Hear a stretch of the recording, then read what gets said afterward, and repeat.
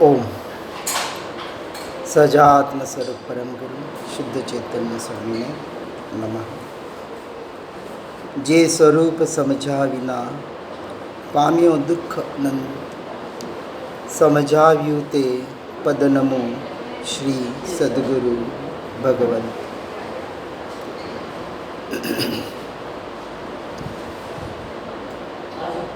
वेद ज्ञान के माध्यम से दृष्टा ज्ञाता भाव किस तरह से हम रख सकते, इसको हमने जानने का प्रयास किया। परद्रव्य परभाव यानी मन वचन काया की जो क्रियाएं हो रही है उसको मैं मात्र जानने वाला हूँ, इसको हमने समझने का प्रयास किया। इसका जितना अभ्यास हो सके, जागृति, अवेयरनेस, और यहाँ तक शायद आप लोग बहुत जने अभ्यास कर भी रहे हैं। महाप्रभु जो बताते हैं वेद ज्ञान का अभ्यास, जो सेकंड स्टेज की बात अपन ने करी कि क्या वास्तविक मैं परद्रव्य पर भावों का ज्ञाता दृष्टा हूँ क्या, ये प्रश्न अब आएगा निश्चय की अपेक्षा से। तो निश्चय नहीं कहेगा कि आज दिन तक मैंने यानी आत्मा ने परद्रव्य परभावों को जाना तक नहीं, जान सकता नहीं, ऐसा मेरा स्वभाव है, ऐसा आत्मा का मेरा स्वभाव है। यदि परद्रव्य परभाव को मैं नहीं जान रहा तो जानना जो निरंतर ज्ञान स्वभाव की पर्याय में घटित हो रहा है। अनंत गुणों में ज्ञान गुण की महिमा इसलिए बताई कि ज्ञान एक ऐसा गुण है जो एक ही समय में दो काम करता है। ज्ञान गुण का स्वभाव स्वपर प्रकाशक बताया, इसलिए सम्यक दर्शन की जो व्याख्या आती है, पहली व्याख्या में सदैव सद्गुरु सद्धर्म सत्शास्त्र श्रद्धानम सम्यक दर्शनम। दूसरी परिभाषा आई तत्वार्थ श्रद्धानम सम्यक दर्शनम। जब हमने नौ तत्वों को जानने का प्रयास किया, नौ तत्व के माध्यम से जीव और अजीव का भेद करने का प्रयास किया, जो यहाँ मुख्यता से हम करते हैं। मैं एक जीव तत्व हूँ, मैं आत्मा हूँ, इसके अलावा जो कुछ भी परिणाम बाहर के हो रहे हैं वो अपेक्षा से अजीव तत्व है। अब अजीव तत्व में हमने अपेक्षा से समझा था कि 6 के 6 द्रव्य अजीव तत्व की अपेक्षा से आते। क्यों? क्योंकि जब मैं अपने स्वरूप में, अपने स्वभाव में रमणता का प्रयास करता हूँ तो इनडायरेक्टली पर द्रव्य प्रभाव तो छोड़े, पर जीव, इवन हम इतना भी कहेंगे कि देवगुरु शास्त्र पे भी उस वक्त हमारा उपयोग नहीं रहता है। ऑटोमेटिक यानी छोड़ने की बात नहीं हो रही है, ऑटोमेटिक छूट ही जाता है, और वो नहीं छूटेगा तो हम स्व में रह नहीं पाएंगे। एक ही उपयोग एट ए टाइम, स्वपर प्रकाशक ज्ञान दो काम कर रहा है लेकिन उपयोग दोनों तरफ एट ए टाइम नहीं रहेगा। तो हमारा जिस उपयोग की यहाँ हम बात कर रहे हैं कि उपयोग की शुद्धता की यानी आत्म द्रव्य की तरफ जो हमें उपयोग ले जाना है, उसका जो हम प्रयास कर रहे हैं कर्तृत्व बुद्धि के आधार पर, ये भी एक क्रिया है। यहाँ तभी कोई अनुभूति का विषय नहीं है, अनुभूति तक पहुँचने की एक प्रोसेस है। जब हमने ये समझा, जाना कि परद्रव्य पर भावों को ये जो जानने में आ रहे हैं, उस वक्त भी मैं उसको नहीं जान रहा हूँ तो अपने ज्ञान स्वभाव को जान रहा हूँ। यहाँ तक भी बात आप लोगों की क्लियर है। लेकिन अब इसका अभ्यास हम कैसे करें? मेरा मूल विषय अभ्यास का है, यानी प्रैक्टिकली, क्योंकि थ्योरी बहुत जने समझाने वाले, एक एक शब्दों के अर्थ को विद्वान पंडित और बहुत जने बैठे हैं, लेकिन जो प्रैक्टिकली प्रयोग, हमारे वो बहन कहाँ गए, आए नहीं अभी। दोपहर को एक बहन आए थे जो हम्पी में मुझे 8-9 साल पहले मिले थे।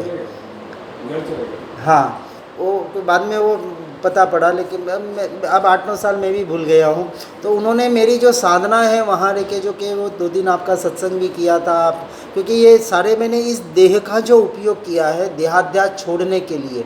हमें ये मानव देह इसलिए मिली है, लेकिन इस मानव देह का हम किस तरह से उपयोग कर रहे हैं अपने लिए और पर के लिए, इसका हमें एक चिंतन करना पड़ेगा। अब पर के लिए हमें कितना करना है और स्व के लिए कितना करना है। तो हमारा लक्ष्य मात्र सम्यक दर्शन नहीं होना चाहिए, ये पहले ध्यान रखना कि सम्यक दर्शन पर वैसे कहा जाता है कि इस भव में एक बार सम्यक दर्शन भी पा लिया तो ज़्यादा से ज़्यादा 15 भव, और वहाँ से बाय चांस, वैसे गिरते नहीं हैं पर बाय चांस गिर भी गया तो अर्धपुद्गल परावर्तन, इससे ज़्यादा तो होने वाला नहीं है। तो अनंत पुद्गल परावर्तन के आगे अर्धपुद्गल परावर्तन तो कोई बड़ी बात नहीं है। लेकिन हम गिरने की बात क्यों करें, सीधी सी बात, हम 15 भव के भीतर की बात करें और 15 भव की भी बात क्यों करें। हम तो चाहते हैं कि यहाँ जो सम्यक दर्शन पाया अगले भव में शायिक संकित पाके उसी भव में क्यों ना मोक्ष में जाए। मतलब अब जो ये जो लक्ष्य है, यहाँ भी हमें इस लक्ष्य से थोड़ा हटना है। कैसे हटना है?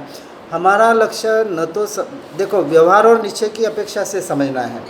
व्यवहार की अपेक्षा से जैसे हमने कहा कि हमें मोक्ष को पाना है, लक्ष्य ये बना दिया, लेकिन हमारे लक्ष्य क्या मोक्ष चाहिए, मोक्ष चाहिए, मोक्ष चाहिए, लक्ष्य से क्या मोक्ष मिलेगा? उदाहरण से ऐसे बताते हैं कि जैसे कोई एक क्रिकेट प्लेयर है, उसको किसी कंपनी ने, इंडिया पाकिस्तान की मैच चल रही है और इसे कंपनी ने उसको एक ऑफ़र दिया कि आप यदि इस मैच में सेंचुरी मार देते हो हमारी कंपनी की तरफ से 1 करोड़ रुपया आपको गिफ्ट मिलेगा। अब जब वो मैच खेलने आएगा तो वो 1 करोड़ को याद करेगा या अपने बैटिंग पे ध्यान देगा? 1 करोड़ को तो उस वक्त तो भूल जाएगा ना, जब तक मैच चल रहा है तब तक उसको भूलना पड़ेगा। तो मोक्ष का लक्ष्य का मतलब क्या हुआ? मोक्ष को याद नहीं करना है, मुझे सम्यक दर्शन चाहिए, क्यों नहीं हो रहा है, कब होगा, केवल ज्ञान चाहिए। ये एक समय की पर्याय पर भी हम यदि लक्ष्य देते हैं तो हमारी ये पर्याय दृष्टि है। हमें सीधे द्रव्य को पकड़ने का प्रयास करना है। ये जो पूरा हमारा जो ज्ञान स्वभाव की साधना है, ये हम उस पर्याय दृष्टि से भी छूटकर, अब यहाँ 2 बात समझना है।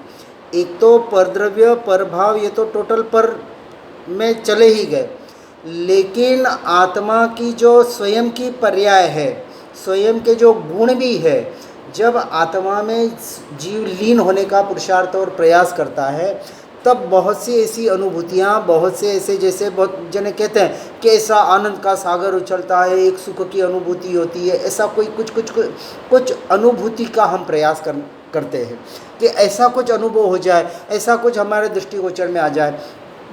इस बात को ध्यान रखना है, आत्मा अशरीरी है, अरूपी है, असंख्य प्रदेशी है, और असंख्य प्रदेश अरूपी जो प्रत्यक्ष दृष्टि का जो विषय है वो केवल ज्ञान का विषय है, अभी हमारे चौथे गुण स्थानक का विषय नहीं है। इसलिए आत्मा की अनुभूति, इसमें जो मूल अटकना होता है, कहीं ना कहीं योग साधना, जैसे ध्यान के हम प्रयोग वगैरह करते हैं और जो ध्यान की गहराई में जाते हैं तो उनको बहुत सी 5 इंद्रियों के द्वारा बहुत सी अनुभूतियाँ होती हैं। हमारे जो, यानी मैं जब हम्पी में साधना करता था तो वहाँ जो सजानंदगंज जी होके गए, उन्होंने उसके ऊपर एक काव्य लिखा है, मार्ग माँ लूटे 5 जनी।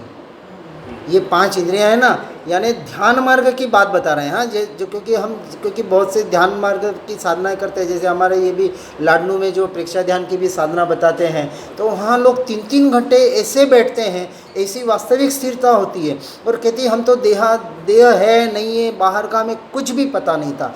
हम कहते कुछ भी पता नहीं था, ये बेहोशी की अवस्था है।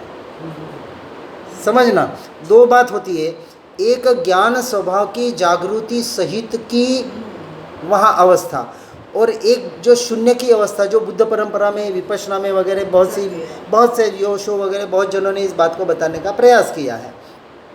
शून्य की अवस्था को हम अपेक्षा से स्वीकार करते हैं, किसी का नकार तो जैन दर्शन में है ही नहीं है। पर की अपेक्षा से शून्यता और स्व की अपेक्षा से संपूर्ण जागृति, वहाँ बेहोशी नहीं है, जागृति है। किसकी जागृति है? अपने ज्ञान स्वभाव की जागृति है। मैं ज्ञान मात्र हूँ, वहाँ पर प्रकाशितपना भी हो रहा है।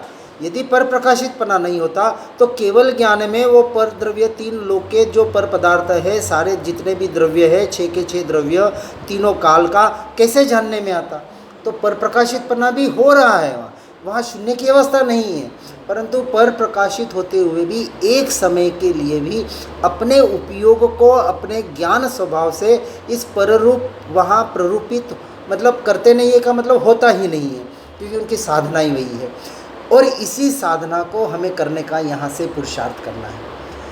देखो, केवल ज्ञान या मोक्ष पाना है तो सम्यक दर्शन पाना है, सम्यक दर्शन पाना है तो इन तीन प्रोसेस के पीछे जो मूल कारण है कि कैसे मैं अपने उपयोग को ज़्यादा से ज़्यादा, जल्द से जल्द अपने स्वरूप में, अपने उपयोग को उपयोग में, जैसे ऐसा शब्द का प्रयोग किया जाता है, ज्ञान को ज्ञान में स्थिर करने का पूरा प्रोसेस है ये।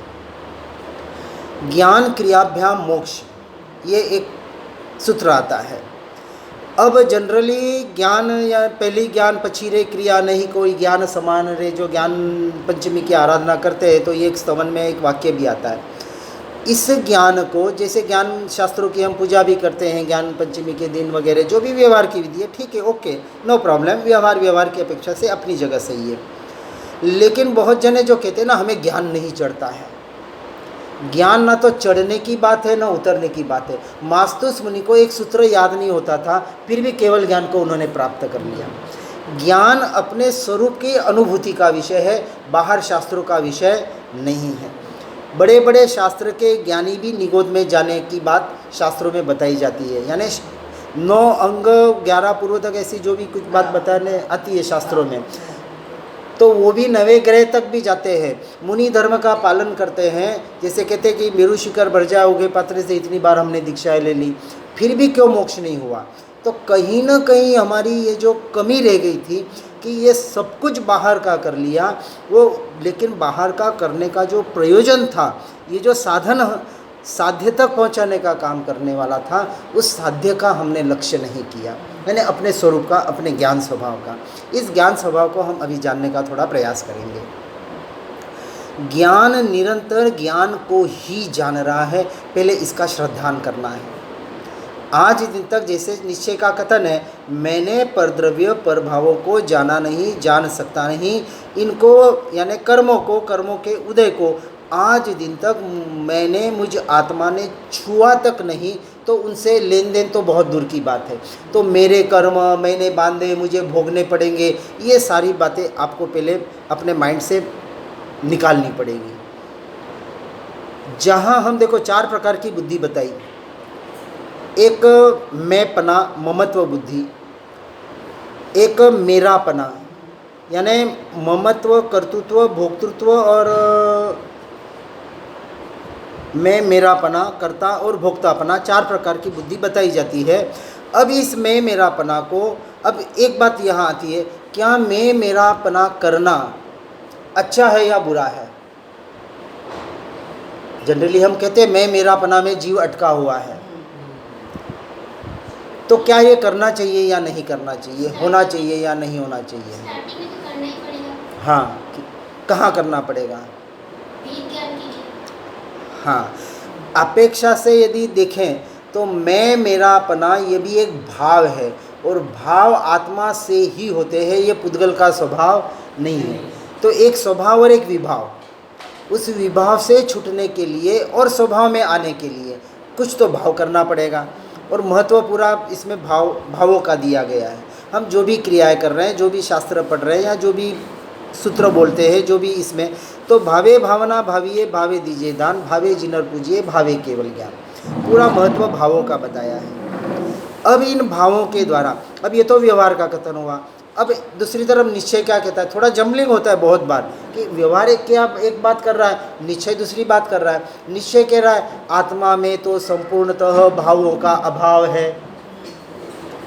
अब यदि आत्मा में भावों का अभाव है, जैसे जो नित्य क्रम पढ़ते हैं उसकी जो दूसरा ये आता है आत्म जागृति के पद या ऐसा कुछ है, उसमें भी एक बात बताई, एक लाइन आई है, करी अभाव भव भाव सब सहज भाव निज पाए। निज भाव यानी जितने भी भाव हैं, देखो 3 प्रकार के भाव, एक अशुभ भाव, एक शुभ भाव और एक शुद्ध भाव। तो सबसे पहले अशुभ भाव से तो छूटना ही है, यानी संसार के जितने भी भाव हैं, जितने भी, यानी बच्चों को बड़ा करना, पढ़ाना लिखाना, माता पिता की सेवा करना, ये जितने भी भाव हैं, ये सारे क्या हैं, व्यवहार की अपेक्षा से अशुभ भाव में आते हैं। ठीक है। अब शुभ भाव किसको कहा, जिसको हम एक धर्म क्रिया कहते हैं। शुभ भाव के हम 2 भेद करते हैं। शुभ भाव एक जो शुद्ध के लक्ष्य से होते हैं, और एक शुभ भाव जो बिना शुद्ध यानी बिना आत्मा के लक्ष्य से होते हैं, दया, दान, जप, तप, व्रत, जो भी हम भाव करते हैं। अब एक की अपेक्षा से, अशुभ की अपेक्षा से शुभ भाव को उपादेय कहा, और शुद्ध की अपेक्षा से शुभ भाव को हेय यानी छोड़ने योग्य का। अपेक्षा को बराबर समझना है, हमारी अवस्था के अनुसार हमें चलना है, हम अभी कहाँ खड़े हैं। यदि हम शुद्ध की तरफ जाने का प्रयास कर रहे हैं, उसमें यदि हम जोर दे रहे हैं, भेद ज्ञान का वगैरह जो कुछ भी अभ्यास करने का यदि हम प्रयास कर रहे हैं, स्वाध्याय, सत्संग, जिस भी मार्ग से, और उस मार्ग को करते वक्त यदि कुछ शुभ भाव हमारे छूट जाए, कुछ शुभ क्रियाएं छूट जाए, तो हमें छोड़नी चाहिए या नहीं छोड़नी चाहिए? छोड़ना नहीं है, लेकिन नेचुरली छूट जाए, नेचुरली। और हम तो अपेक्षा से, जैसे कहा, छूटनी ही चाहिए। किसके लक्ष्य से? शुद्ध के लक्ष्य से। और यदि शुद्ध के लक्ष्य नहीं हो पा रहा, तो भूल के भी शुभ भावों को, शुभ क्रियाओं को छोड़ने का प्रयास मत करना, नहीं तो ना घर के रहेंगे ना, तो दोनों का प्रयोजन। लेकिन ये बात ध्यान रखना है, मुख्यता किसकी होनी चाहिए? शुद्ध भाव की, कि निरंतर मैं अपने ज्ञान स्वभाव की स्थिरता में कैसे रह सकता हूँ। अब ये जो ध्यान की प्रोसेस है, हमने जो इसको देखने का प्रयास किया, और बाहर की जितनी भी क्रियाएं हैं, जैसे ही आपने कहा, अब आप ध्यान में जाएंगे अभी 9 बजे, ठीक है। मैं अभी एक आपको जैसे विचार देता हूँ ना, एक विचार दे रहा हूँ, हम देते हैं, जैसे ये जितने भी ध्यान के प्रयोग हम भी करवाते हैं, उसको मैंने ध्यान चिंतन का नाम दिया है। एक विचार करके बैठना। क्या विचार करेंगे? ध्यान करने बैठेंगे ना सब? हाँ, कौन ध्यान करेगा? ध्यान कौन करता है? हाँ, क्या मैं ध्यान करता हूँ? मैं तो जानने वाला हूँ ना, ध्यान का ध्येय हूँ मैं ध्यान करने वाला तत्व नहीं हूँ।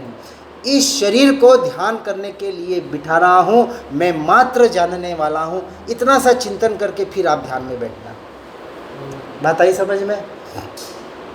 ये जो एक हमारी मेंटालिटी है ना, चलो 1 घंटा है, ध्यान करने बैठ जाओ, ये डिस्टर्ब मत करना, मुझे ध्यान करना है, मुझे ध्यान करना है, मैं ध्यान करता हूँ, यह भी मिथ्यात्व का पोषण करने वाला कथन है। करना है एवरी प्रोसेस, मतलब किसी प्रोसेस का, हम किसी भी विधि का निषेध नहीं कर रहे हैं। आप जो क्रिया करते हैं, हर क्रिया में आपको जागृति रखनी है, इतना ही हम कहना चाहते हैं। क्योंकि जो मन वचन, अभी बात वही हुई, मन वचन काया की जो क्रिया हो रही है, वो सारी क्रिया पुद्गल लक्ष्य है।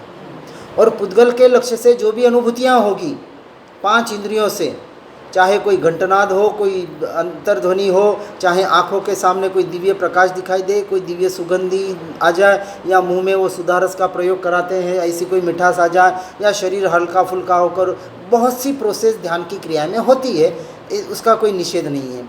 लेकिन इन क्रियाओं के द्वारा, इन क्रियाओं में यदि आपने एकत्व कर लिया और इसी क्रिया को साध्य मान लिया, तो हम वास्तविक साध्य तक नहीं पहुंच पाएंगे। ये एक साधन मात्र है, एक अच्छी अवस्था है। तो जिस साध्य का ही अब हम यहाँ बात करने का प्रयास कर रहे हैं, कि हमें निरंतर अपने ज्ञान स्वभाव का यदि हम आलम्बन लेते हैं, हम जो शुद्ध के मार्ग में निश्चय से आगे बढ़ना चाहते हैं, उसे सीधा ज्ञान स्वभाव का ही आलम्बन देने का प्रयास करते हैं। क्यों करते हैं? क्योंकि ये जो बाकी के जो यौगिक क्रियाएं हैं, ये कहीं न कहीं जीव को अटका कर भटकाने का काम करती है। एक वाक्य आनंदगंज जी ने, हमारे सजानंदगंज जी ने बहुत अच्छा लिखा है। जो विचक्षणा श्री जी साध्वी जी थे खतरगंज में, उनको ब्रेस्ट कैंसर हुआ था और उनका सजानंदगंज जी से पत्र व्यवहार चलता था। वो उनके ऊपर उन्होंने एक पद लिखा, उसमें एक बहुत सी सुंदर वाक्य दिया है, भज ज्ञान चेतना को होगा निरावलंबन। तो अब आलंबन यदि लेना ही है तो किसका लेना है? सीधा ज्ञान स्वभाव का ही क्यों ना हम आलंबन लें, क्योंकि कहीं ना कहीं यंत्र मंत्र तंत्र शब्द आपको बाहर और बाहर ही भटकाएंगे। जैसे विपश्यना में शास्त्रों का अध्ययन कराया जाता है, ये भी कहीं ना कहीं पुद्गल लक्ष्य है। तो कहीं ना कहीं भले हम प्रारंभिक अवस्था में इसको मन की स्थिरता के लिए इसका आधार जरूर लें, कोई निषेध नहीं है, परंतु यदि सीधा जो हम भेद ज्ञान का जो अभ्यास बताने का प्रयास कर रहे हैं, ये भेद ज्ञान से भेद विज्ञान, यानी हम सीधा आपको ये जो जानना जो निरंतर हो रहा है, हमने जो आपको पहले अभ्यास दिया कि शरीर की जो क्रिया हो रही है उसको मैं जान रहा हूँ। अब मैं जान रहा हूँ, ये जो जानना है ये किसकी पर्याय है? ज्ञान स्वभाव की पर्याय है। तो अभी काम हम पर्याय में ही करें और अनुभूति भी पर्याय में ही होगी। अभी सीधी द्रव्य की अनुभूति, जैसे मैंने कहा, केवल ज्ञान का विषय, हमारा विषय नहीं है, क्योंकि असंख्य प्रदेशी आत्मा, अरूपी आत्मा, अशरीरी आत्मा। अभी यदि कोई कहे कि हमने आत्मा को देखा, आत्मा का प्रत्यक्ष अनुभव किया, हम कहते बहुत अच्छी बात है भाई, हमने तो नहीं किया अभी तक। सम्यक दर्शन भी पर्याय में होगा, केवल ज्ञान भी सारी पर्याय की है। इसलिए आत्मा की अनुभूति का जो विषय है वो ज्ञान स्वभाव का निर्णय, ज्ञान स्वभाव की दृढ़ता। जैसे मैंने कांटे के उदाहरण से कहा था कि यदि कांटा पाँव में चुभता है या किसी भी प्रकार की वेदना, 5 इंद्रियों के जो भी परिणमन होते हैं, उस परिणमन के काल में आपका उपयोग ज्ञान स्वभाव पर डायरेक्ट कितना जाता है। अब इसको हम समझेंगे बराबर। इसके ऊपर हमने एक ऑडियो वीडियो भी बना के हम ग्रुप में भेजा था। अब ये यूट्यूब में मेरे करीबन 450-500 वीडियो है। आप चैतन्य जागृति केंद्र के नाम से खोल के उसको देख सकते हैं। अब उसमें हमने ध्यान के एक विशिष्ट प्रयोग में एक इंद्रिय ध्यान का प्रयोग दिया है कि एक एक इंद्रिय के द्वारा आप भेद ज्ञान के द्वारा अपने ज्ञान स्वभाव में कैसे आ सकते हैं, उसको हम थोड़ा सा शॉर्ट में यहाँ बताने का प्रयास करेंगे। अब जब यहाँ कहा कि मैं परद्रव्य परभावों को नहीं जानता, मैं निरंतर ज्ञान को ही जान रहा हूँ, तो क्यों ना हम अभ्यास सीधा ज्ञान स्वभाव को ही जानने का करें। ये सेकंड स्टेज है। जब तक पहली स्टेज क्लियर नहीं होती है, देखो समझ तो हम जाते हैं, सुन भी लेते हैं, लेकिन सीधी जंप करने का प्रयास ना करें, क्योंकि सीधा कॉलेज में एंट्री ले लेंगे तो वो नीचे का कुछ अभ्यास है नहीं और वहाँ कहीं ना कहीं भ्रांति में अटक जाते हैं। लेकिन कहीं अटकना भी नहीं है, ये भी ध्यान। यदि अपना प्रयोग, यदि ये जो हमने पहले दृष्टा ज्ञाता भाव बनाया, आपका इजी वे में सहजता से बिना विशेष प्रयोजन के हो रहा है। जैसे बहुत जने 1-2 साधक है, जैसे उन्होंने कहा कि हमारा ये भेद ज्ञान तो चलता है कि मैं ज्ञाता दृष्टा हूँ, मैं जानने वाला हूँ। यदि मैं जानने वाला हूँ तो किसको जानने वाला हूँ? क्या परद्रव्य प्रभाव को जानने वाला हूँ? तो नहीं, ज्ञान स्वभाव। अब आप एक एक इंद्रिय के ऊपर ये जो जानने में आ रहा है, ये मुझे ज्ञान स्वभाव ही जानने में आ रहा है, ऐसे एक विचार को जोड़ना है। अब ये जो एक हमने सूत्र लिया था, कर विचार तो पाम, तो पहला जो अभ्यास है ये इस पर लागू होता है। जो दूसरा सूत्र बताया, औषध विचार ध्यान। अब ये विचार ध्यान में कैसे कन्वर्ट होगा ज्ञान के लक्ष्य से, इस बात को हम यहाँ थोड़ा समझने का प्रयास करेंगे। जब एक एक इंद्रियों के द्वारा, जब हम एक कान के अपेक्षा से हम एक इंद्रिय को लेते हैं। अभी जैसे पंखे की आवाज़ आ रही है, ठीक है, पंखे की आवाज़ को कान सुन रहा है। कौन सुन रहा है? मैं जान रहा हूँ। कान सुन रहा है या शरीर सुन रहा है और मैं जान रहा हूँ। ये तो हुआ पहला स्टेज। जब मैं उस आवाज़ को सुनता हूँ तब मैं अपने ज्ञान स्वभाव को जानता हूँ। किसको जानता हूँ? अब हम कहाँ आ गए? देखो पर्याय दृष्टि कैसे कैसे ट्रांसफ़र होगी। हम साउंड से, उस आवाज़ से, मतलब 5 इंद्रियों पे मन के विकल्प है, सब में इसको लागू कर सकते हैं। एक उदाहरण से बता रहा हूँ। ये आवाज़ जो कान से सुनाई दे रही है, शरीर को सुनाई दे रही है, ये कान से सुनाई शरीर सुन रहा है, मैं जान रहा हूँ। लेकिन आवाज़ को जानते वक्त मैं अपने ज्ञान स्वभाव को जान रहा हूँ। बराबर। अब हम कहाँ आ गए? ज्ञान स्वभाव में आ गए। अब जैसे ही ज्ञान स्वभाव में आए, ये जो जानना हो रहा है, ये जानना ज्ञान स्वभाव का हो रहा है। एक विकल्प है, अभी विकल्प ही करना पड़ेगा। ये विकल्प आपको अनुभूति तक पहुंचाएगा। अब जैसे आपने विकल्प किया, ये जानना जो निरंतर हो रहा है, ये ज्ञान स्वभाव का हो रहा है, ये ज्ञान स्वभाव का हो रहा है। अब आपकी स्थिरता कहाँ आ गई? ज्ञान स्वभाव में आ गई, ठीक है। उसको प्रयोग के द्वारा, अभी एक्चुअली मैंने जो प्रयोग किए उसको एक प्रयोग के आधार पर बताऊंगा मैं। जैसे ज्ञान स्वभाव में आ गए, ये एक चिंतन चला, हमारा विचार चला, ये ज्ञान स्वभाव, ये ज्ञान स्वभाव। अब हम ज्ञाता किसके बने? ज्ञान स्वभाव के बने। तो अब ये बाहर की सारी चीज़ निकल गई, ये आवाज़, ये 5 इंद्रियों के परिणमन, मन, विकल्प, ये सब बाहर हो गया। अब हमारे विचार में क्या चल रहा है? पूरा आपका ध्यान कैसे कन्वर्ट होगा ज्ञान स्वभाव से, इसको थोड़ा समझने का हम प्रयास कर रहे हैं। ये सारे मैंने प्रयोग ये हम्पी की गुफाओं में रखे यही प्रयोग किए। और मैं मतलब बिल्कुल बता दूं, लंगोट पे मैं रात को शाम का जो पीक कवर होता है ना मच्छरों का, पूरा मच्छरों के इस पे मैंने इस देह को प्रयोग कि देहाध्यास, ये सारे हम सर्दी गर्मी सहन करना 22 परिचय जो भी बताए जाते हैं, सारा जितनी भी प्रतिकूलताएं जितनी जीवन में आएगी वो आपको भेद ज्ञान की तीव्रता के लिए एक साधन बनेगी। इसलिए ज्ञानी पुरुष एक बात करते हैं, श्रीमद जी ने भी कहा ना, हमें तो कर्म ने એટલે आप બધા એને આવકારીએ છીએ। इनको हम बुलाते ही कि कर्म जो आना है जो और आके एक बार आके चला जा, जल्दी आ और जल्दी चला जा, तीव्रता से आ और तीव्रता से चला जा। हम उसके ज्ञाता दृष्टा रहेंगे और उसके भी ज्ञाता दृष्टा नहीं रहेंगे, हम तो अपने ज्ञान स्वभाव में रहेंगे। क्योंकि अब वेदना का भी ज्ञाता दृष्टा रहना ये भी कहीं ना कहीं देह लक्ष्य है। तो हमें देह से पूरा लक्ष्य हटाना है, ये पूरा एक अभ्यास है।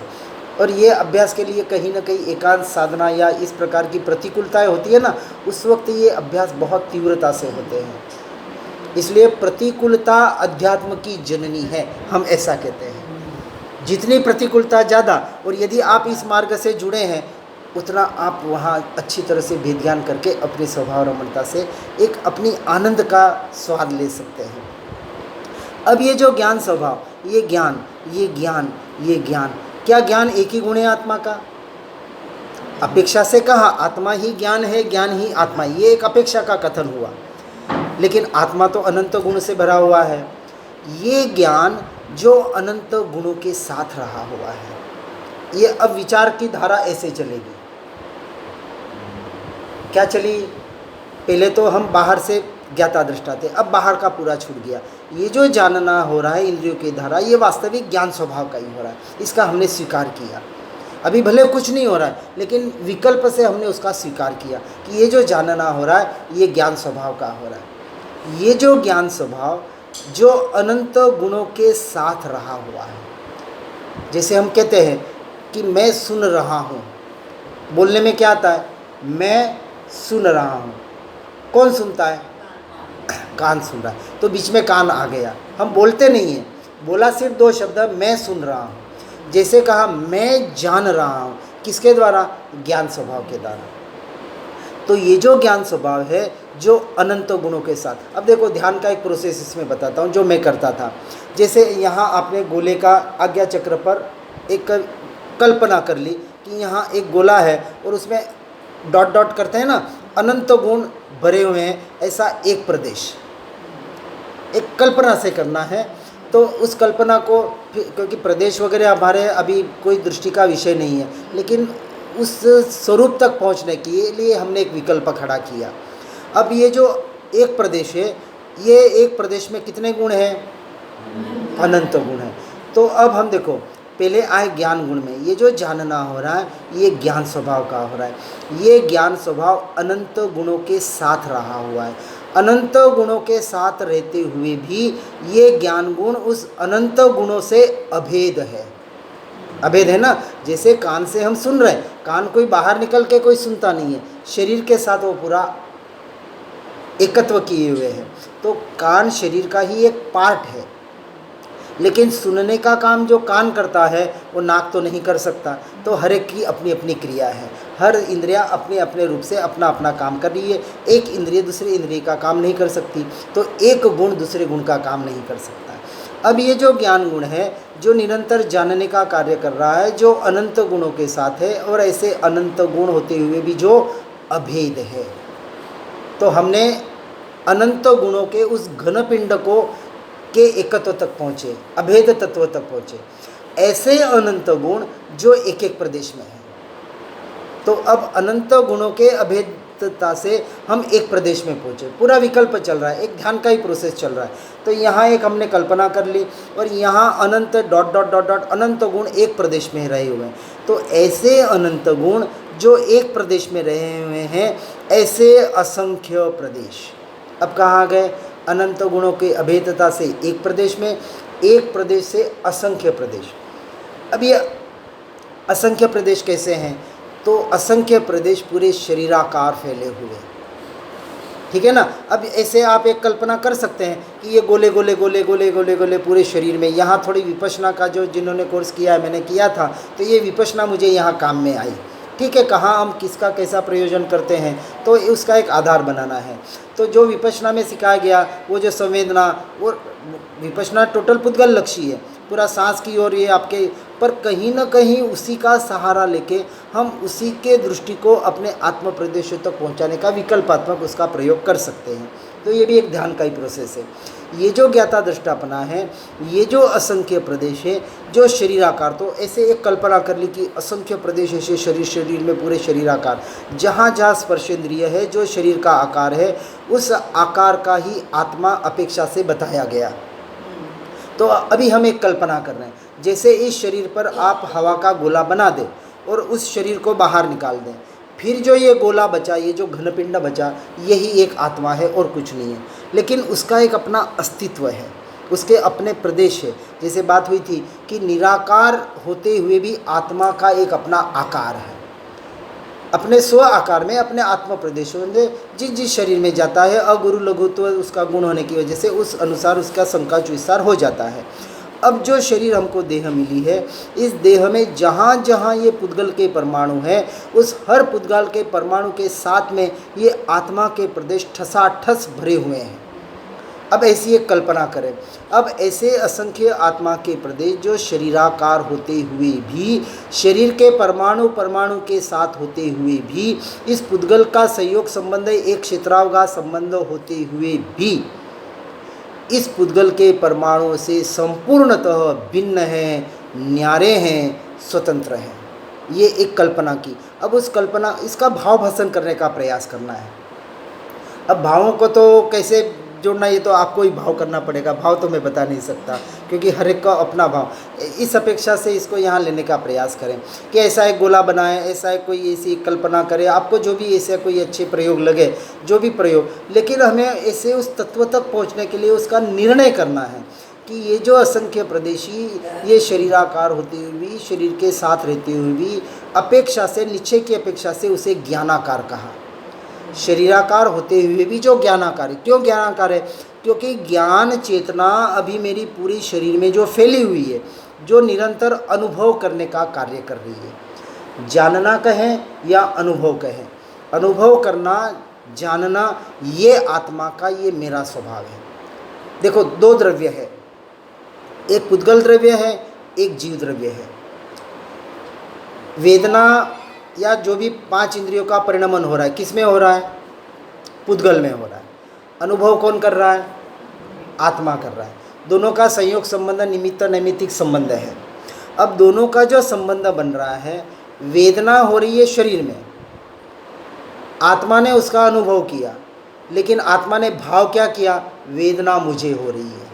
इसी का नाम मिथ्यात्व। उसको हमने भेद कर लिया कि आत्मा, वेदना शरीर में हो रही है, मैं उसको जान रहा हूँ, और जब उस वेदना को जानता हूँ, वास्तविक मैं अपने ज्ञान स्वभाव का ही वेदन करता हूँ, क्योंकि वेदकता मेरा स्वभाव है। तो वेदन किसका कर रहा हूँ? पुद्गल का नहीं, अब ज्ञान स्वभाव का ही वेदन कर रहा हूँ। ये बहुत, एक दूसरा दृष्टांत से भी हम बताते हैं कि जैसे ये दो हाथ है, अब ये दो हाथ है, इसको अलग कर दें, ठीक है। अब ये हाथ वाइब्रेट हो रहा है ना। अब क्या हो रहा है? हाँ, दोनों वाइब्रेट हो रही, ये भ्रांति है। ये तो स्थिर है, वाइब्रेट ये हो रहा है, लेकिन जैसे ही ये इसके साथ जुड़ता है तो ऐसे लग रहा है कि दोनों वाइब्रेट हो रहे, दोनों वाइब्रेट नहीं हो रहे। वाइब्रेट में नीचे का ही कर रहा हूँ, ये देखो, जैसे अलग किया ये वाइब्रेट हो रहा है, बराबर है ना। तो अब वाइब्रेशन इसमें हो रहा है, लेकिन अनुभव ये कर रहा है, लेकिन अब ये विचार करे कि मैं वाइब्रेट हो रहा हूँ, इसी का नाम मिथ्यात्व है, इसी का नाम अज्ञान दशा है। इसका हम भेद ज्ञान के आधार से इसका भेद कर रहे हैं यहाँ। अब जो ये बात बताई, भेद छेद करी आत्मा अनंत रूपी था रे। पहले भेद ज्ञान किया, फिर बताया छेद, विच्छेद, एक घाव और दो टुकड़े। अभी जो ये हमारी प्रोसेस हो रही है, ये सीधा आपको ज्ञान स्वभाव में ले जाएगी, और ज्ञान स्वभाव से जब आप ज्ञान स्वभाव की स्थिरता में जाएंगे तो आपको भेद ज्ञान भी करना नहीं पड़ेगा। करने से होने में आना है और फिर वो होनापना भी वहीं से भी छूटना है। तो 3 प्रोसेस होगी। पहला जो अभ्यास बताया वो कर्तृत्व बुद्धिपूर्वक करने का है, तो वो भी करना पड़ेगा प्रारंभिक अवस्था। करने से जब हम होने में आएंगे, यानी जब हम ज्ञान स्वभाव की स्थिरता होगी तो वहाँ होनापना होगा, फिर वो होनापना भी छूट जाएगा और जो ज्ञान स्वभाव में एकत्व होगा जिसे हम सम्यक चारित्र कहते हैं, वहाँ आपका कुछ नहीं रहेगा, नथिंग, सिर्फ आप रहेंगे, जहाँ मैं रहेगा और मैं विकल्प भी नहीं रहेगा, हूँ होनापना रहेगा। अब उसको तो शब्दों में नहीं कहेंगे, बस होनापना, हूँ बोल दिया, वो हूँ भी छूट गया, बस हूँ। अब हूँ उसको तो कैसे, वो अनुभव का विषय है, ठीक है ना। तो उसका हमें निर्णय करना है। अब ये जो अभेद, ऐसे असंख्य प्रदेश होते हुए भी जो अखंड है, अंश मात्र भी कहीं खंडित नहीं है। तो 2 प्रोसेस अभी हमने की। अनंत गुणों के साथ होते हुए भी जो अभेद है, ये एक लक्षण, एक एक प्रदेश में होते हुए और ऐसे असंख्य प्रदेश शरीराकार होते हुए भी उससे भिन्न न्यारा स्वतंत्र पदार्थ, ऐसा एक अखंड एक द्रव्य।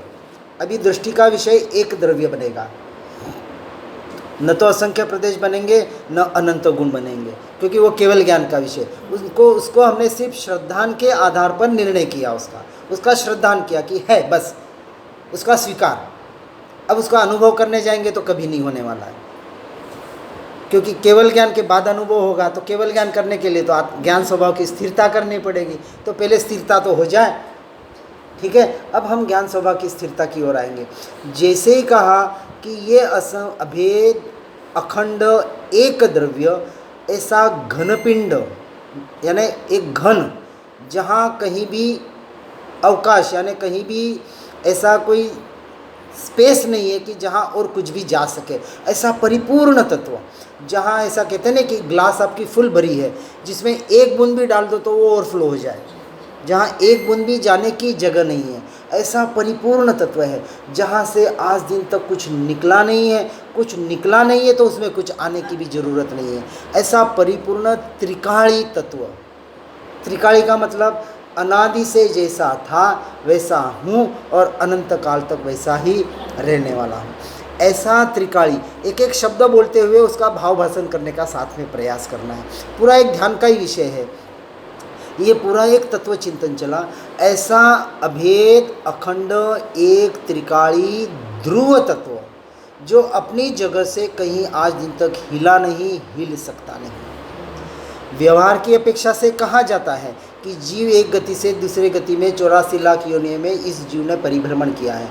निश्चय इसको स्वीकार नहीं करता है। क्यों नहीं करता है? क्योंकि मैं जहाँ भी गया था उस वक्त मैं कहाँ था? मैं तो अपने में ही था। आज दिन तक मैं अपने से एक समय के लिए भी बाहर आया नहीं, आ सकता नहीं, ऐसा मेरा स्वभाव है। ये पूरा निश्चय सम्यक दर्शन का हमारा विषय है। तो मान्यता में वो पूरा हमें टंकोत्कीर्ण करना है कि इस तीनों लोक से मुझे कोई निकाल दे, परंतु मुझे मेरे चैतन्य लोक से कोई निकाल।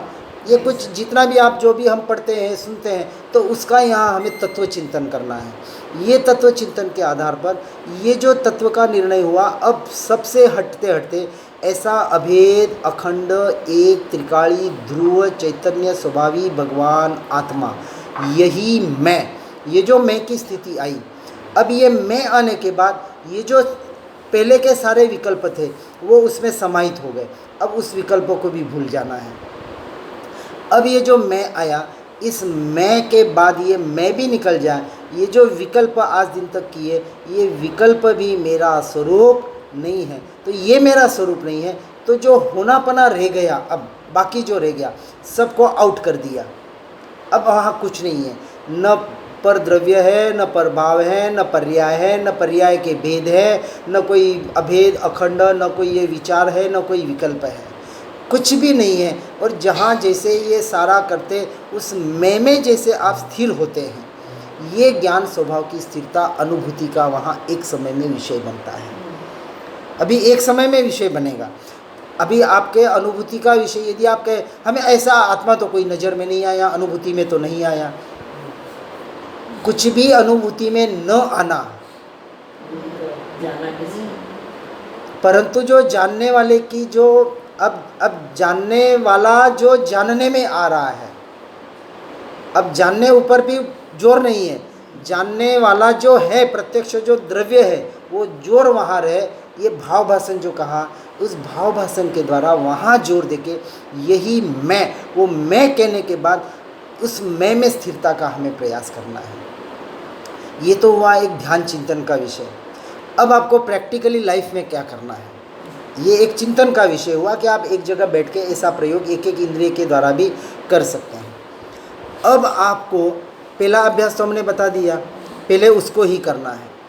अब ये जो जानने में आ रहा है, एक एक इंद्रिय पे आप इसका अभ्यास कर सकते हैं। जैसे मैंने बताया कि जब कांटा पाँव में चुभा या अभी शरीर को गर्मी लग रही है, क्या गर्मी जब लग रही है और ये पंखे की हवा आ रही है और जब पंखे की ठंडक लग रही है, जब गर्मी लग रही थी तब क्या जानने में आ रहा था, क्या जानने में आ रहा था, ज्ञान ही जानने में आ रहा था। और जब ये गर्मी के टाइम पंखे की हवा आई या बाहर की हवा चली और ठंडक लगी, तब भी ज्ञान जानने में आ रहा। जैसे ही आपने इस उपयोग का अभ्यास किया, जो भी जानने में आ रहा है 5 इंद्रियों के द्वारा, मन के द्वारा, विकल्पों के द्वारा, ये जो जानने में आ रहा है, ये ज्ञान स्वभाव ही जानने में आ रहा है। अब इसका निरंतर आपको विचार करना है। और ये विचार करते करते जब आप ये विचार भी छूट जाए और आपके ज्ञान स्वभाव की स्थिरता आ जाए, उस स्थिरता का नाम वास्तविक ध्यान है। और एक्चुअली ये जो ध्यान हम कह रहे हैं ना, निश्चय की अपेक्षा से शुद्ध निश्चय का जो ध्यान का विषय है, वो सिर्फ और सिर्फ छठे गुणस्थानवर्ती भावलिंगी मुनियों की दशा में होता है। वास्तविक ध्यान अभी तो अभ्यास है, ये वहाँ तक हमें पहुँचाएगा। और वहाँ जो कहते हैं कि छठे सातवें गुणस्थानक में भावलिंगी मुनि झोला खाते हैं, वहाँ क्या कर रहे हैं, अंतर्मुहूर्त शुद्धोपयोग में लीन हो रहे हैं। जो एक आप स्वभाव के अपन सज्जाए बोलते हैं, मंदिर वाले जो भी है, आप स्वभाव मारे अवधु सदा मगन में रहना, उसकी जो अंतिम लाइन है, शुद्धोपयोग ने समताधारी ज्ञान ध्यान मनोहारी। जब मैं प्रतिक्रमण करता था ना, ये मेरी फेवरेट सज्जाई थी, पर उस वक्त ये तत्व का कोई अभ्यास नहीं था, 2010 के पहले की बात है। अब पता पड़ रहा है कि ये मेरी फेवरेट सज्जाई क्यों थी, क्योंकि इसी सज्जाई में सब कुछ बताया गया है। एक सज्जाई या और फिर ये अपने सिमंदर स्वामी का जो स्तवन है, तमें महाविदे जैने के जो चांद लिया, इसमें भी एक अपेक्षा से बहुत कथन से बता दिया है। अज्ञानता અહીં છવાઈ ગઈ છે, તત્વની વાતો ભૂલાઈ ગઈ છે। फिर बताया મારું ન હતું તેને મારું કયું માન્યું, મારું હતું તેને એવા મૂર્ખતાના। अब मूर्ख बन रहे कि नहीं हम, जो मेरा नहीं है, जो पर द्रव्य है, पर समय स्व समय जो समय सार में उसका जो विश्लेषण किया है, जो पर समय है वहाँ से दृष्टि हटाकर क्यों न मैं अपने स्व समय में आने का पुरुषार्थ करूँ। अब ये तो हुआ एक साइड, ये सिक्के का एक पहलू। अब सिक्के का जो दूसरा पहलू है, उसको शॉर्ट में थोड़ा 5 मिनट लेंगे, तो इस सिक्के के पहलू को पूरा क्लियर कर देते हैं। अब दूसरा पहलू ये है, अब इसके लक्षण को समझना है। ये जो आत्मा की ज्ञान स्वभाव की धारा चल रही है, क्या उसके आधार पर क्या मेरी संसार के प्रति औदासीन्य वृत्ति, वैराग्य भाव, मैं मेरापना हट रहा है या नहीं हट रहा है, इसका साथ में हमें स्वयं से स्वयं की परीक्षा करनी है। वो यहाँ नहीं होगी, जब हम घर में जाएंगे ऐसे कोई प्रसंग होंगे कि अभी संसार के प्रति, पुत्रों के प्रति, पति के प्रति, जिसके भी प्रति, और सबसे बढ़ के जो 4 ये बताए ना प्रतिबंध, संसार और समाज का पहला प्रतिबंध, फिर कुटुंब प्रतिबंध, फिर ये शरीर प्रतिबंध, और फिर चौथा विकल्प प्रतिबंध, संकल्प विकल्प। तो एक एक से हमको हटते जाना है। ये कितना छूट रहा है, उसमें एकत्व बुद्धि कितनी छूट रही है आत्मा के लक्ष्य से। अब इसका कंपैरिजन हमको करना है। तो हाँ, ज्ञान स्वभाव का तो जागृति रह रही है, पर संसार में तो वैसे ही रचे पचे हैं। तो ये जागृति भी कहीं ना कहीं हमको अटकाने वाली है, क्योंकि ये मोक्ष का मार्ग 100% निवृत्ति और वैराग्य का मार्ग है। श्रीमद जी की दशा और हमारी दशा का यदि हम अभी, चलो महावीर स्वामी तो चलो 2500 साल पहले, श्रीमद जी तो अभी 100-125 साल पहले की बात है, उनकी दशा का यदि हम कंपेयर करें तो उनकी तो अद्भुत दशा थी। फिर भी क्यों वन जंगलों में, गुफाओं में जा के, ईडरगढ़ या जहाँ जहाँ भी गए, एकांत सा, उस आज तो आश्रम सारी जगह बन गए, उस वक्त तो कुछ नहीं था वहाँ। क्यों एकांत में जाके उनको भी साधना करनी पड़ती थी। तो हमें विचार करना है कि हमें कितनी साधना की, ऐसे एकांत साधना की ज़रूरत है। और हम चाहते हैं कि संसार में रह के हम साधना करें। पत्र में स्पष्ट लिखा है, संसार काजल की कोठरी है। और जितना काम घर में रह के करते हैं, बहुत जने हमको कहते हैं हम तो घर में एकांत में रह के, बिल्कुल हमारा अलग कमरा है। एकांत घर में कितने भी एकांत में रह जाए, वहाँ जितना काम होता है उससे 100 गुना काम आपका निवृत्ति क्षेत्र में होता है। 100 गुना काम। यदि 100 गुना काम करना है तो ये जो अभ्यास हम बता रहे हैं, इसके ये प्रयोगात्मक अभ्यास, निरंतर इसी का अभ्यास, वेद ज्ञान भेद विज्ञान, और निरंतर उसी का तत्व चिंतन, वही सुनना वही पढ़ना। यदि मेरा करीबन दिन के 16-16 घंटे स्वाध्याय सत्संग होता था हम्पी में, पूरा खाना खाते वक्त भी मेरे हेडफोन चलता था, वहीं कुछ सत्संग सुनना, कुछ स्वाध्याय करना, कुछ लिखना पढ़ना। निरंतर हमारा उपयोग आत्म तत्व से हमें जोड़े रखना पड़ेगा, क्योंकि अनादि का जो उल्टा संस्कार पड़ा है ना, ये देहाध्यास, इतने आपके इजी वे में छोड़ने नहीं देगा वो। तो इतना निरंतर हमें पुरुषार्थ करके इस ज्ञान स्वभाव में निरंतर रमणता करने का हमें प्रयास करना है। तो दोनों पहलू बता दें तो इसका जो लक्षण कि संसार के प्रति औदासीन्य वृत्ति, उसमें हम एक माला और प्रयोग की देते हैं। एक माला यहाँ से आप घर में जाएंगे, बिल्कुल माला गिननी है उसकी। यदि आप में ताकत है तो आप ज़ोर से भी गिन सकते हैं, और नहीं ताकत है तो अंदर अंदर तो गिन ही लेना। मैं जो माला देता हूँ पागलपनों की माला होती है। मेरे अभ्यास सारे आउट ऑफ वे वाले होते हैं। अब देखो माला दूंगा, बिल्कुल गिनना, यदि आप में ताकत हो तो। मैं तो चैलेंज कर रहा हूँ, और मैंने गिने हुए जो प्रयोग मैंने किए वो बता रहा हूँ मैं। जब मैं हम्पी 15-15 दिन रहता और घर पे जाता था, और आज तो घर वालों को सबको पता है कि आदमी तो हमारे लिए क्या है। मैं एक शब्द यूज़ करता हूँ, नालायक है। बेकार भी कुछ, नालायक शब्द हल्का लगता है। अब ये किसी लायक का नहीं है, ये जाए तो आगे, जाए तो कोई फर्क नहीं पड़ता है। ये स्थिति घर में हमें क्रिएट होनी चाहिए, तो समझना हमारा काम बहुत अच्छा हो रहा है। बिल्कुल सही बात बता रहा हूँ। आज 11 महीने में घर से बाहर रह पा रहा हूँ। जो साधना करते, या आपके उषा बहन सामने बैठे, ये साधना करे, घर गृहस्थी, दिल्ली नोएडा में रहते, सीए है, बच्चा है, पोते है, सब कुछ है, सब हम खाते, सब, ये आप लोग भी, हम लोग भी, सब मतलब अच्छे घर से, अच्छे संस्कारों से और अच्छे इससे जुड़े हुए हैं। किसी को कोई कमी नहीं है। तो हम कोई खाने पीने के लिए और इसके लिए कोई बाहर नहीं जाने। हमारी जो ये साधना है, और साधना का जो अंग है, यहाँ हमें जुड़ना है। अब जो माला देता हूँ, इस माला को कल आप जब भी घर जाएंगे इसको गिनना है, ठीक है। इसको हम 1 मिनट में पूरा करेंगे। कौन सी माला गिनेंगे? जैसे ही आपका घर दिखे तो जाप शुरू कर देना, यह घर मेरा। फिर डोरबेल बजाना, जो भी दरवाजे के सामने आए, बेटा हो, बहू हो, पोता हो, जो भी हो, ये बेटा मेरा। पूरी माला गिनना, 108 मणके की। हम तो कहते हैं जब तक वो सामने है तब तक 108 के भले 200 बार गिन लेना। आपका पोता हो, ये हो, जो भी सामने आए। फिर घर में जिसमें आपको ऐसा ममत्व लगे, मैं मेरापना लगने जैसा लगे, उसकी माला गिन लेना। पोता कभी रोता हो तो ऐसा प्रयोग करना। हो सकता है बहुत थोड़ी आप पे गुस्सा भी कर ले, पर एक प्रयोग बता रहा हूँ, कभी कभी करना, रोज़ करे तो बहुत अच्छी बात है। अब पोते को हाथ नहीं लगाना। पोता रो रहा है, बहुत उसमें हिम्मत चाहिए, साहस चाहिए। अब क्योंकि कहते ना ब्याज वाला होता है, पोता तो ब्याज है ना, मूल तो कोई। अब उस पोते को देखते रहे और विचार करें। क्या विचार करें? ये पोता मेरा, वो जो रो रहा है उसको मैं जान रहा हूँ, उसको जानते वक्त अपने ज्ञान स्वभाव में जान रहा हूँ। अरे ये कौन पोता नहीं, किसका पोता नहीं, किसका शरीर नहीं, किसको जानना, मैं तो अपने ज्ञान स्वभाव में हूँ। आँख बंद कर देना और ज्ञान स्वभाव में आ जाना। सबसे उत्कृष्ट प्रयोग, प्रैक्टिकल आपको बता रहा हूँ है। ये पढ़ना लिखना सुनना ये सब फेल है इसके आगे। ये यदि आप वास्तविक मन वचन काया से घर में करेंगे ना, आपको ज्ञान स्वभाव में जाना। ये ज्ञान तो निरंतर प्रकट है, क्या प्रकट करना है? ज्ञान ही तो प्रकाशित हो रहा है, और है क्या? हमने एक चैतन्य प्रकाश नाम की पुस्तिका लिखी है, छोटी सी, फर्स्ट एंड लास्ट पुस्तक है। हमने ग्रुप में भी भेजी थी, यहाँ भी नहीं आ पाई है।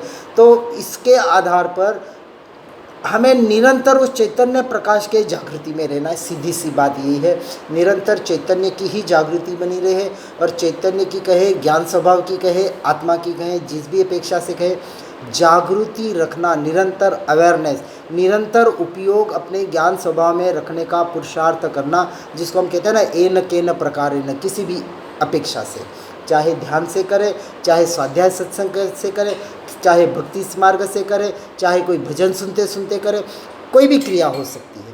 लेकिन भजन भी जो हम सुनते हैं, हम वैसे रोज एक भजन भेजते हैं, आत्मा के लक्ष्य से भजन हो और सुनते सुनते सुनना भी छूट जाए और वो शब्द ऐसा यहाँ अटैक कर ले कि हम अपने स्वभाव में आ जाए। इस तरह के सारा अभ्यास करने का, आगे बढ़ने का प्रयास और पुरुषार्थ करें। जिनाज्ञा विरुद्ध कुछ भी कहने में आया हो तो मिच्छामि दुक्कडम। जिन वाणी के ज्ञान से हो सम्यक श्रद्धान, हो चारित्र महान और पाऊँ पद निर्वाण। निज निधि निज में बताई, यह अनंत उपकार है, उसके लिए जिन वाणी माँ को वंदना शतवारी है, वंदना शतवारी है।